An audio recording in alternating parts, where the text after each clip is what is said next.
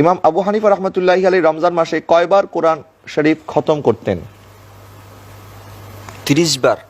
আপনার এই জবাবটিও সঠিক হয়নি। প্রসিদ্ধ মত মোতাবেক হযরত আবু হানিফা রহমতুল্লাহি আলাইহি 61 বার মাহে রমাদানে পবিত্র কোরআন খতম করতেন। রমজান মাসে যত বেশি কোরআন পাঠ করবেন তত উপকার পাবেন, আলহামদুলিল্লাহ। নবীও সুপারিশ করেছেন। তবে সবকিছুরই সীমা আছে। বেশি করা ভালো, তবে বাড়াই ভালো না। আমাদের নবীর একটা হাদিস আছে সহিহ বুখারীতে, খণ্ড নাম্বার 6, হাদিস নাম্বার 5054।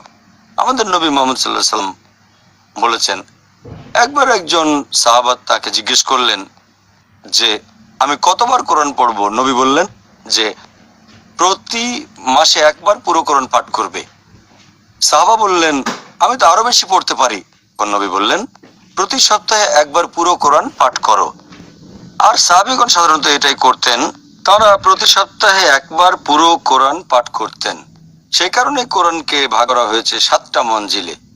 আর প্রত্যেক মঞ্জিলে রয়েছে 4 পারার চেয়ে সামান্য একটু বেশি। কোরআনকে বিভক্ত করা হয়েছে 30 পারায়।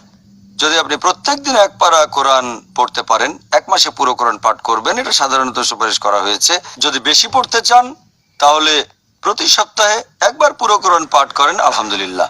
তবে নবী সতর্ক করে দিয়েছেন, এটা আছে তিরমিজিতে, সুনান আল তিরমিজি, হাদিস নাম্বার 2949। নবী বলেছেন, যদি কেউ 3 দিনের কম সময়ে কোরআন খতম দেয়, সে আসলে কোরআন বোঝেইনি। তার মানে 3 দিনের কম সময়ে পুরো কোরআন পড়লে, এত দ্রুত পড়লে আপনি কোরআনের অর্থ বুঝতে পারবেন না। ব্যাপারটা তখন হয়ে যাবে প্যারেড ফ্যাশনের মতো, খুব তাড়াতাড়ি, আরো তাড়াতাড়ি, কোনো লাভ নেই।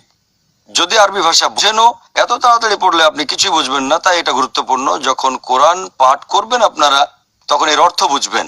এই হাদিসটা আছে তিরমিজিতে, হাদিস নাম্বার 2949। বলা হয়, যদি 3 দিনের কম সময়ে কোরআন খতম দাও, তাহলে কোরআন বুঝতে পারোনি তোমরা।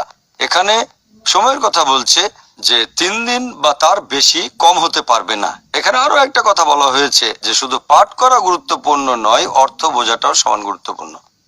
সেজন্য আমি সবসময় বলি, আরবি পড়ার পাশাপাশি কোরআনের অনুবাদও পড়েন।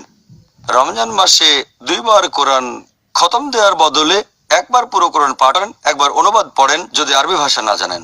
4 বার খতম দেওয়ার বদলে 2 বার পড়েন আরবিতে, আর 2 বার সেই ভাষায় অনুবাদটা, যেটা সবচেয়ে ভালো বোঝেন। তাই আমরা পড়ার পাশাপাশি বোঝার চেষ্টা করব আল্লাহ কি নির্দেশ দিয়েছেন আমাদের, আর সেই নির্দেশগুলো আমরা আমাদের জীবনে প্রয়োগ করব।